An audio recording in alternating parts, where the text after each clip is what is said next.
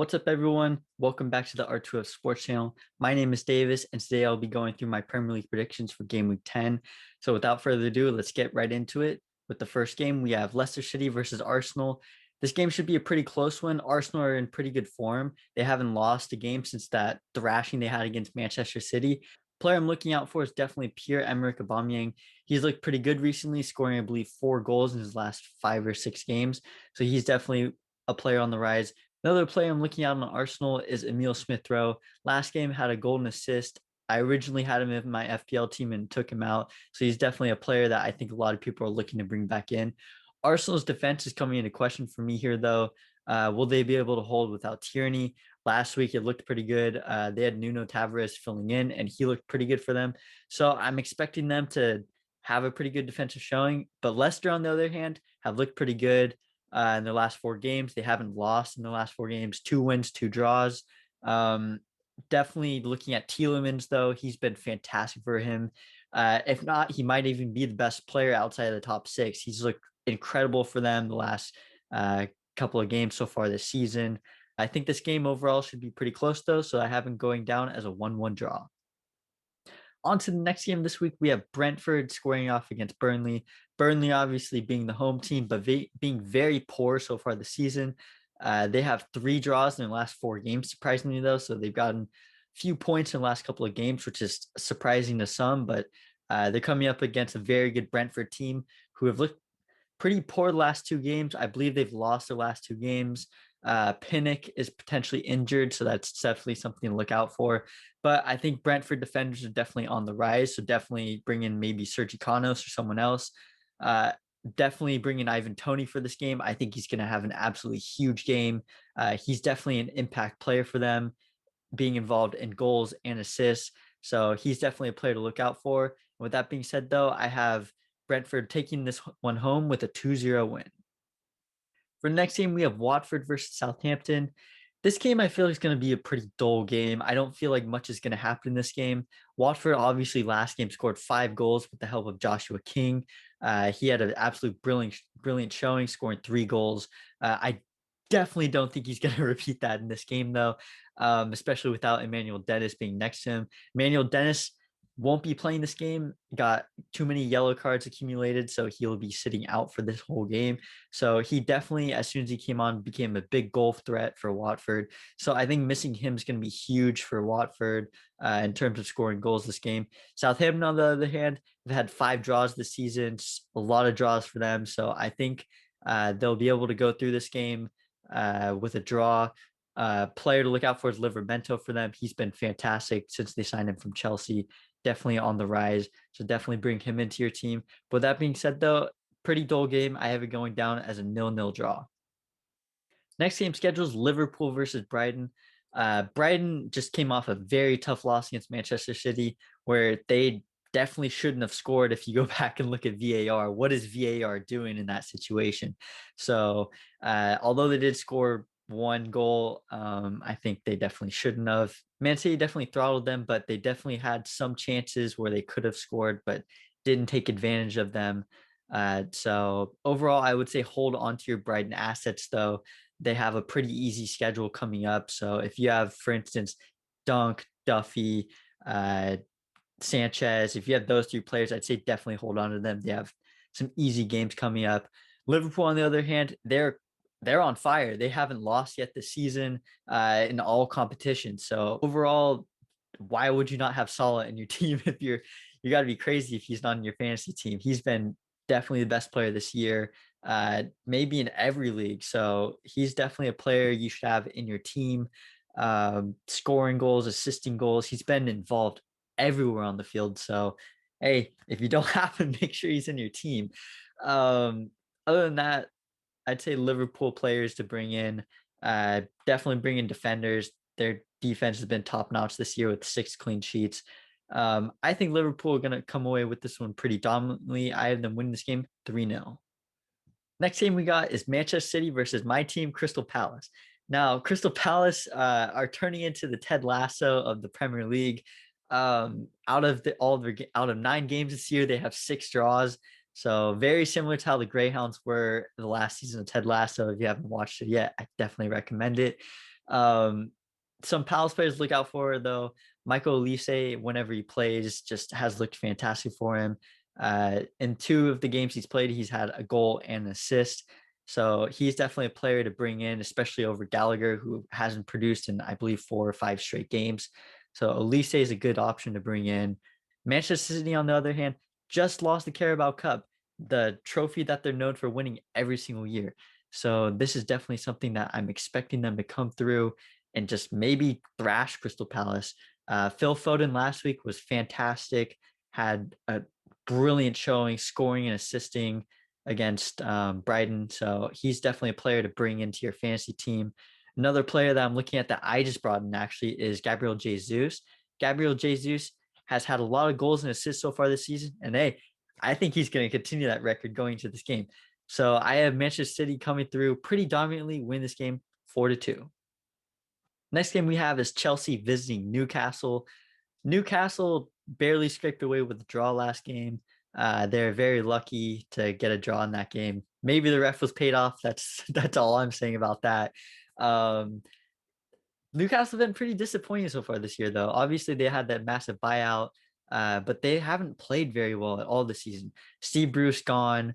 I think that was a firing we could see or a sacking we could see from a mile away. I even predicted that a while ago.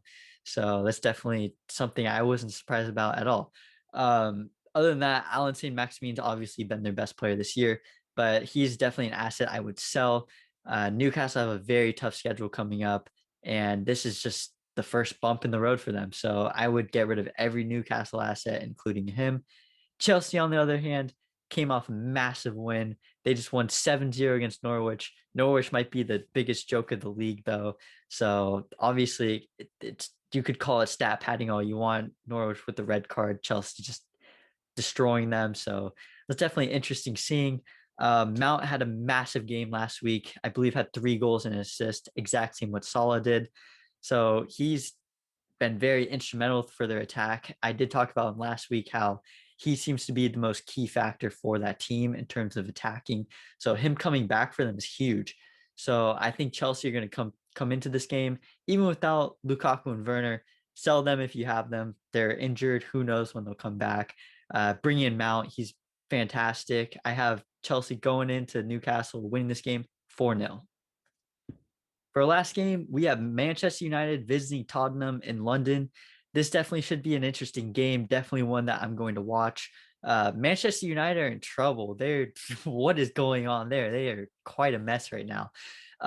They definitely have a lot of issues going on in that team. There's so many problems with that club. I don't know where to begin with. So let's just start with what's on the field. Obviously, they've had very poor defending. They have the least clean sheets of all Premier League teams this season with only one. They're struggling a lot this year, and it's definitely interesting. I've seen a lot of people say that it's Ronaldo's fault, that Ole scheduled a whole team around not having Ronaldo, and Manchester United bringing him in as potentially sabotaged how they thought they were going to be this season. So that's definitely an interesting thing to hear. Tottenham, on the other hand, kind of poured last 2 games. Uh, Last game lost, 1-2 before that, and then lost it. They've had such a weird year so far. Um, but overall, they have a pretty good record against Manchester United. Last year split the series against them, including a 6-1 win against them. So definitely looking at that, I think you could definitely look at that and say, could it repeat? I don't think it will, but it's definitely possible. NES has a pretty good record against Ole. I think Ole's beat him 3 times. They've drawn each other 3 times, and NES has beat Ole twice. So that's definitely something interesting to look at. I think this game's going to be pretty close, though. I think one team's going to go ahead early, and then the other team's going to come back on goals. I have this going down as a 2-2 draw. Now on to our Halloween games. First game of Sunday, we have Norwich versus Leeds United. Norwich, I think every single week they get points. They're absolutely lucky, whether it be a draw or a win. Obviously, they only have 2 draws so far this season. So I think any points they come by, they should just be happy for. Their midfield looks terrible. Their attack looks terrible. Their defense looks terrible. Everything about them is just terrible. So any points that go into them, I think they're lucky to get by and just be thankful for anything that comes to them. Leeds, on the other hand, have been very disappointing this season. They only have one game where they've scored more than one goal so far this season. So that's definitely interesting looking into this game, especially Norwich, who just conceded 7 goals. Will Leeds score more than one? That's definitely a question that should be thrown up in the air. No Patrick Bamford still. So unless he comes back, I can't see Leeds scoring more than 1 goal. So I have Leeds going into Norwich and winning this game 1-0. For only other game of Sunday, we have Aston Villa versus West Ham. This is another interesting game where you have two teams that are, well, they're pretty good. Aston Villa, they've lost 3 straight games. They've looked terrible recently, but they have a pretty good roster. Obviously, the most disappointing player in the team for me has been Buendia. Buendia, you buy for 35 million, barely contributes for you. He has 1 goal contribution so far this season, which came, and I believe, their second or third game this year. Other than that, he's done pretty much nothing. He gets subbed out for Jacob Ramsey, very young player, and scores. So that's definitely something that just, it's weird what's happening with that team. They have so much talent built around them. Ever since selling Grealish, they've just haven't looked great. And this is definitely a game that they should bounce back in, but I just don't know because they're playing West Ham. West Ham, they've won 3 of their last 4 games. They just beat Man City in the Carabao Cup, so I think they'll bring that momentum into this game. I would, something for fantasy wise for West Ham, I would avoid their defenders. They have a very tough schedule coming up. I believe they play Chelsea, they play Liverpool, and they play either United or City in their next 5 games. So I would avoid those players. But with that being said, though, I think West Ham will come away with the win 2-1. For a final game this week, we have a Monday game, and this is actually the first game in November. We have Wolves versus Everton. Wolves, pretty good so far this season. They've accumulated 10 points over the last 4 games. Hoinky Chance been fantastic for them, scoring in what seems to be the last 3 games. So he's definitely a player you should have in your fantasy team. If not him, Emmanuel Dennis. I feel like those are the 2 best options to have. But Hoinky Chance been fantastic, scoring goals. Although his passing isn't great, I think he's definitely been pretty good so far this season. Everton have been pretty disappointing. They're winless in their last 3 games. Richarlison is back though, so that's something good for them. Everton have been missing a forward for the last 5 games, so having a forward like Richarlison come back, I think it's huge for them. Will that help them in this game though? I don't quite think so. They've been pretty poor overall the last couple of games, dropping points just everywhere. So I think Wolves will come through, win this game 2-1. Those have been my Premier League predictions for Game Week 10.